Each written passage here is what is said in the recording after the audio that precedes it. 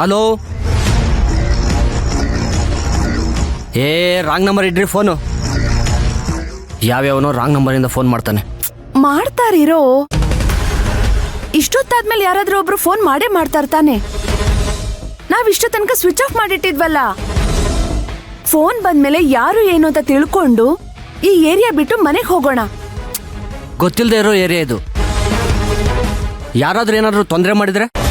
ಏನೋ ನೀನು ಗಂಡ್ಸಾಗಿ ಇಷ್ಟೊಂದು ಭಯ ಬೀಳ್ತಿದ್ಯಾ? ಲಕ್ಷ ಲಕ್ಷ ಬರೋದಂದ್ರೇನ್ ಸುಮ್ನೆನಾ? ಲಕ್ಷನಾ? ಏನು ಇದ್ದಕ್ಕಿದ್ದಂಗೆ ಲಕ್ಷ ಅಂತ ಹೇಳ್ತಾ ಇದೀಯಾ? ಹಾ, ಟೈಮ್ ಆಗ್ತಾ ಆಗ್ತಾ ಲಕ್ಷದ ಬೆಲೆ ಜಾಸ್ತಿ ಆಗುತ್ತೆ. ಅಮ್ಮ ತಾಯಿ, ಯಾವ್ದಾರ ಒಂದ್ ಲಕ್ಷಕ್ಕೆ ನಿಲ್ಸಮ್ಮ. ಓವರಾಗೆಲ್ಲ ಕೇಳಬೇಡ, ಆಮೇಲೆ ಅರ್ಥ ಇರಲ್ಲ, ಆಮೇಲೆ ಕೊಡಲ್ಲ ಅಂದ್ಬಿಟ್ರೆ. ಇದಂತಿಂತ ಕೇಸ್ ಅಲ್ಲ ಕಣೋ, ಕೊಲೆ ಕೇಸು. ಕಾಯಣ, ಕಾದಷ್ಟು ವ್ಯಾಲ್ಯೂ ಜಾಸ್ತಿ. ಅರ್ಥ ಆಯ್ತಾ?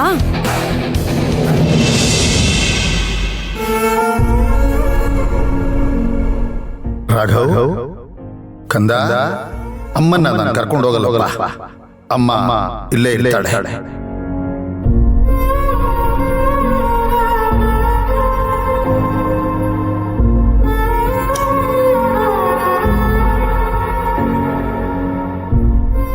ರೀ, ಯಾಕೆ ಇಷ್ಟೊತ್ತಲ್ಲಿ ಒಬ್ರೇ ಬಂದ್ ಕೂತಿದ್ದೀರಾ?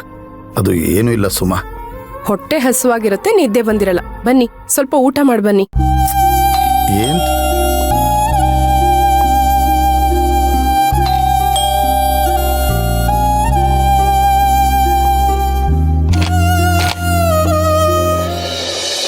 ಅಚ್ಚು, ಬಂದ್ಯಾ? ಬಾ. ಅಮ್ಮ. ಅಣ್ಣ, ನೀನ್ ಯಾಕಮ್ಮ ಇಷ್ಟೊತ್ತಿಗೆ ಒಬ್ಳೆ ಬಂದಿದ್ಯಾ? ಫೋನ್ ಮಾಡಿದ್ರೆ ನಾನು ಅಥವಾ ಶಂಕರ್ ಬಂದ್ ಕರ್ಕೊಂಡ್ ಬರ್ತಿದ್ವಿ ತಾನೆ? ಇರ್ಲಿ ಅಣ್ಣ, ಮನೆ ಇಲ್ಲೇ ತಾನೆ. ನೀನಿರುವಾಗ ನನಗೇನ್ ಭಯ?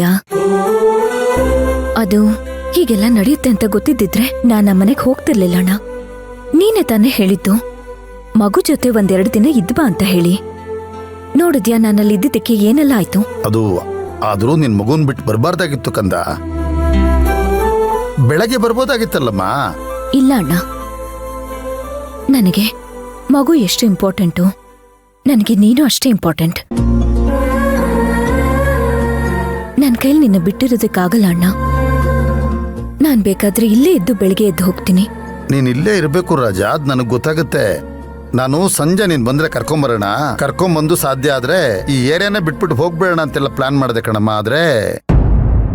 ಆದ್ರದು ಏನಣ್ಣ, ಅಲ್ಲಿಗ್ ಬಂದ್ಯಲ್ಲ, ಅವಾಗ್ಲಾದ್ರೂ ಸಾಕು ಬಂದ್ಬಿಡಮ್ಮ ಅಂತ ಕರ್ಕೊಂಡ್ ಬರ್ಬೇಕಾಗಿತ್ತು ತಾನೆ.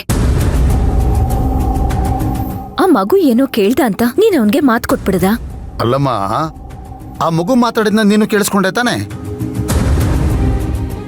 ಅವನ್ ನೀನ್ ತುಂಬಾ ಹಚ್ಕೊಂಡ್ಬಿಟ್ಟಿದ್ದಾನೆ ಕಣಮ್ಮ. ಅವನು ಆ ತೊದ್ಲು ಭಾಷೆಯಲ್ಲಿ ಪ್ರಾಮಿಸ್ ಅಂತ ಕೇಳುವಾಗ ಏನ್ ಹೇಳ್ಬೇಕು ನನಗೆ ಗೊತ್ತಾಗ್ಲಿಲ್ಲ ಕಣಮ್ಮ. ಅದಕ್ಕೆ ಪ್ರಾಮಿಸ್ ಅಂತ ಹೇಳ್ಬಿಟ್ಟು ಬಂದ್ಬಿಟ್ಟೆ ನಾನು. ಆ ಕ್ಷಣದಲ್ಲಿ ನಾನು ಯಾಕೆ ಆ ಥರ ಹೇಳಿದೆ ನನಗೆ ಗೊತ್ತೇ ಆಗ್ಲಿಲ್ಲ ಕಣಮ್ಮ. ನನಗನ್ಸುತ್ತೆ ನನ್ನ ಬಾಯಿಂದ ಚಾಮುಂಡಿ ತಾಯಿನೇ ಮಾತನ್ನ ಮಾತಾಡಿಸ್ಬಿಟ್ಲಾ ಅಂತ. ಹಾಗಂತ್ಯ? ಹೌದು ಕಂದ, ಅದು ಹಾಗೆ ಅನ್ನಿಸ್ತಾ ಇದೆ.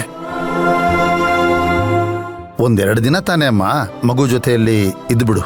ಅಕ್ಕಪಕ್ಕದ ಮನೆ ಬಂದೋಗ್ ಮಾಡಿದ್ರಾಯ್ತು. ಮಗು ಸ್ವಲ್ಪ ಸಮಾಧಾನ ಆದ್ಮೇಲೆ ನೀನು ಮತ್ತೆ ಮೊದ್ಲಿನ ತರ ಇಲ್ಲೇ ಇದ್ಬಿಡಮ್ಮ. ಅವನು ಮನೆಗೆ ಬಂದು ಹೋಗಿ ಮಾಡ್ತಾ ಇರ್ತಾನೆ, ಸರಿನಾ? ನೀನೇನ್ ಬೇಜಾರು ಮಾಡ್ಕೋಬೇಡ. ಅಚ್ಚು, ನಿಮ್ಮ ಅಣ್ಣ ಹೇಳ್ತಿರೋದು ಸರಿಮ್ಮ. ನೀನು ಮಗುನ್ ನೋಡ್ಕೋ. ಈಗ ಈ ಮನೆಗಿಂತ ನಿನ್ನ ಅವಶ್ಯಕತೆ ಆ ಮನೆಗಿದೆ. ಈಗ ಸ್ವಲ್ಪ ಆದಷ್ಟು ಮನಸ್ಸನ್ನ ಗಟ್ಟಿ ಮಾಡ್ಕೊಮ್ಮ.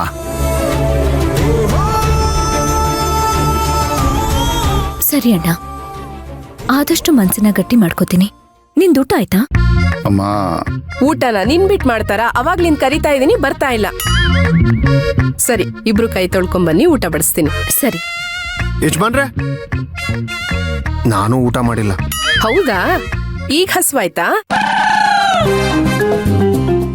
ನಾನು ಆಗ್ಲೇ ಹೇಳದ್ನಲ್ಲ, ನೀನು ಈ ಮನೆಯವ್ರ ಥರನೇ ಆಗ್ಬಿಟ್ಟಿದ್ಯಾ. ಬನ್ನಿ, ಕೈ ತೊಳ್ಕೊಂಬನ್ನಿ.